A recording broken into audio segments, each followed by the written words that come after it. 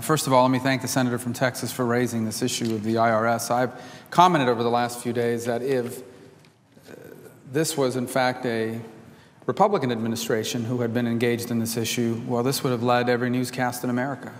It would have been leading every newscast in America for the last week. It would have been compared to Watergate, and would have instead what we've seen is the American news media, by and large, has largely ignored it. One of the commentators last night on television added up all the minutes that they dedicated to a soccer player that bit some other competitor to the amount of time they've dedicated to the fact that one of the most powerful agencies of the United States government not just destroyed records potentially, but even now we've been given news that tried to target a U.S. senator for internal audit. And the soccer player won. He got a lot more attention. There was a lot more news coverage paid to that guy who bit somebody than to this issue of the IRS. So I thank the senator from Texas for raising it here today before we head to our respective states for the 4th of July, because it's an issue that deserves that attention. There's another issue that deserves attention. And by the way, on the subject of soccer, since I'm on it, I will confess I am not an expert on soccer, nor, quite frankly, historically been an enormous fan. For me, football means you wear a helmet and some shoulder pads, and you run into each other pretty hard. But I've grown in admiration of the game, given the following it has internationally, and given the performance of our team. And I want to congratulate Team USA, despite losing today's game, has achieved the honor of advancing to the round of 16 in the World Cup. And we all watched and are excited about those prospects and are encouraged about the future of U.S. soccer and our prospects in the World Cup. So congratulations to them, to their family, and to their fans, all fans of U.S. soccer all over the world that have been watching and cheering them on. If there's one thing that brought us together here this week, it was that, and we're grateful for it.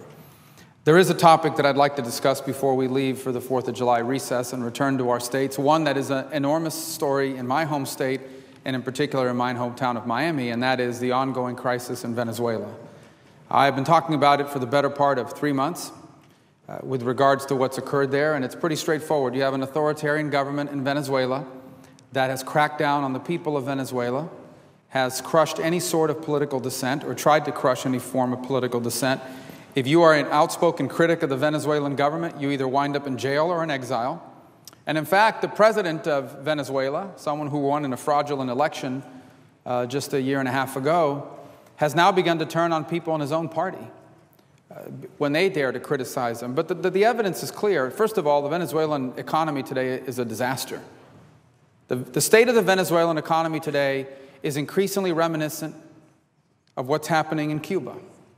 Shortages of basic items, the inability to buy a bar of soap or toilet paper or toothpaste, the shortages are extraordinary. And we're talking about one of the richest countries in the hemisphere, a nation blessed with a talented and educated population and with natural resources, in particular oil. And this guy in charge of that country has ruined Venezuela and its economy.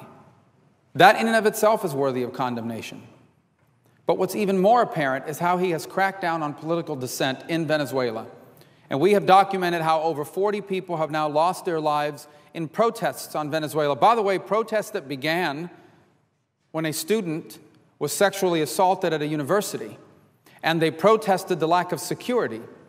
And the security forces of Venezuela responded not by going after the assailants, but by going after the student protesters. And since then, opposition leaders have been jailed.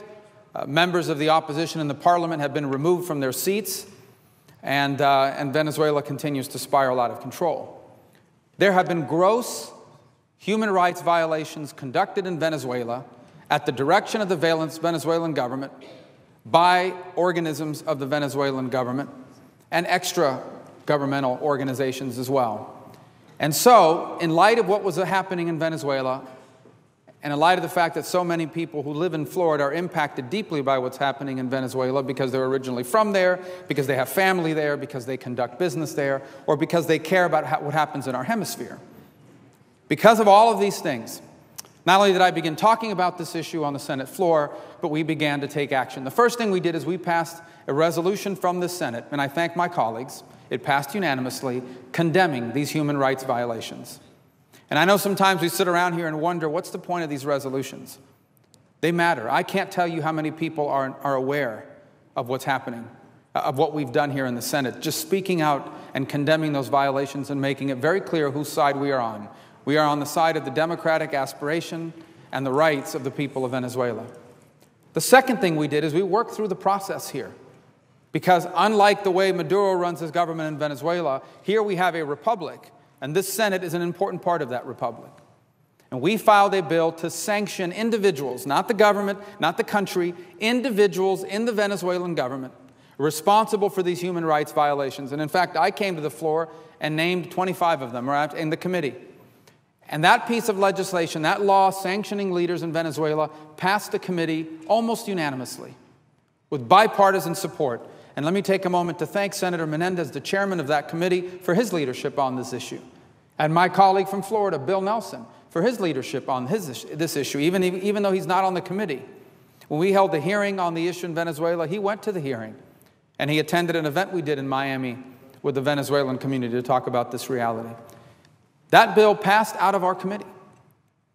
And in addition to passing out of this committee, a very similar bill passed out of the House under the leadership of Congresswoman Ross Layton. Both the House and the Senate, and they passed it off the floor of the House. So the Venezuelan sanctions bill is ready for action here on the floor of the Senate. Knowing that it was a non-controversial issue, that there's almost unanimous support for it, I have attempted to pass this bill by something that we call unanimous consent, which basically means that the cloakrooms, they call the respective offices, and they ask all of the members, we're going to try to pass this bill, do you have an objection? And the reason why we do it that way is so that we can save time, so that we have the time available to debate these other issues that are before us, especially on an issue that's not controversial.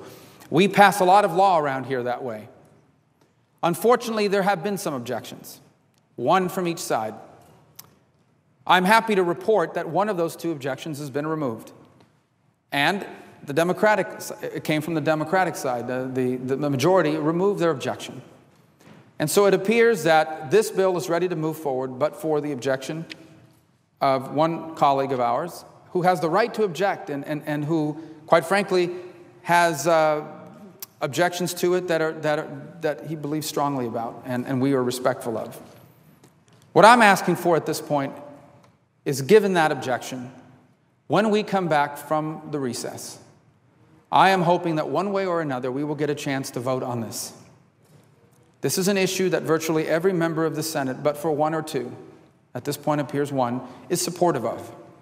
And I hope we can pass it because it is important. It will matter. This is not sanctions, for example, like the ones we've seen in the past on other countries. These are extremely targeted. These are targeted against individuals in the Venezuelan government who have directed or carried out gross human rights violations. And they will be impactful because many of these people in the Venezuelan government that are conducting these human rights violations, they actually spend their weekends in the United States. They fly on the private jets that they bought with stolen money to the United States to stay in their fancy condominiums or their mansions. They shop at our stores, they parade up our streets, and then Monday morning they go back to work full-time violating human rights. So these sanctions will matter. These human rights violators in Venezuela, they have investments in the United States. In fact, when they steal money from Venezuela, oftentimes they use straw companies and straw purchasers to invest that money in our economy, predominantly in Florida, but in other places. There is no reason in the world why they shouldn't be sanctioned for what they've done. There's no reason in the world why we shouldn't be going after these individuals for what they have done. One of the cornerstones of our foreign policy must always be the protection of human rights anywhere in the world where they are challenged or oppressed. And this gives us an opportunity to speak in a clear voice in a part of the world that, quite frankly, both parties have been guilty of neglecting. I've spent plenty of time around here talking about what's going on in Syria and what's going now in Iraq, and that's a very dangerous issue that's occurring there. The counterterrorism risks that are posed by ISIL in Syria, in Iraq and Syria are dramatic and deserve a lot of attention. We've spent time on the floor talking about what's happened in Ukraine and Russia's illegal actions with regards to Crimea, and they deserve attention. We've spent some time even talking about the Chinese ambitions in the Asia-Pacific region and their illegitimate territorial claims. The only thing I'm saying is that what happens in the Western Hemisphere matters too. That human rights violations in Venezuela are just as important as human rights violation in Africa or Europe or Asia or any other part of the world. And sometimes I feel like they don't get the attention they deserve around here. And this is our opportunity to show that this hemisphere is important and that what happens in our hemisphere matters. And I want you to know that the people of Venezuela, particularly those students and those who desire a democratic and respectful future, they're watching. Every single time we do something on Venezuela here, we hear it in phone calls, on Twitter, on Facebook, in visits to our office, in emails and in letters. They are watching, they are listening, and they are aware. And what I want people in the world to know, and what people in the hemisphere to know, is that America doesn't simply care about stability. We also care about democracy and freedom and about human rights. And this is our opportunity to put action where our words are. And so I sincerely hope that when we return here in about 8 or 9 days, we can find a way forward to get a vote on this. If we are unable to do this through the unanimous consent process, which they call a hotline, my intentions are to come to this floor and offer it as what they call a live unanimous consent, where I will stand up here and do what the senator from Texas just did, or tried to do with regards to the IRS issue. I intend to come to this floor and propose this bill and ask for unanimous consent. And if someone objects, then we will have a debate about that objection. Should that fail, then I hope that we can have a vote scheduled. I promise it won't take any more than 15 minutes. Or 10 if you want to limit the vote to 10. But let's get this done. This is important. And we have worked this the appropriate way. Oftentimes people come to the floor here in the Senate and they pull a bill out of their pocket and say, let's file it for messaging purposes. This is real. This is impactful. The House has already passed a version of this.